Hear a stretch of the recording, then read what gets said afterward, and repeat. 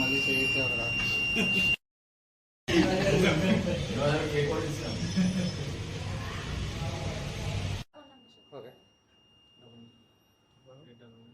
Mega power star Ram Charan గారి జన్మదిన వేడుకలు భీమవరం మెగా ఫ్యాన్స్ ఆధ్వర్యంలో గత 3 రోజుల నుంచి కూడా సేవా కార్యక్రమం నిర్వహించడం జరుగుతుంది.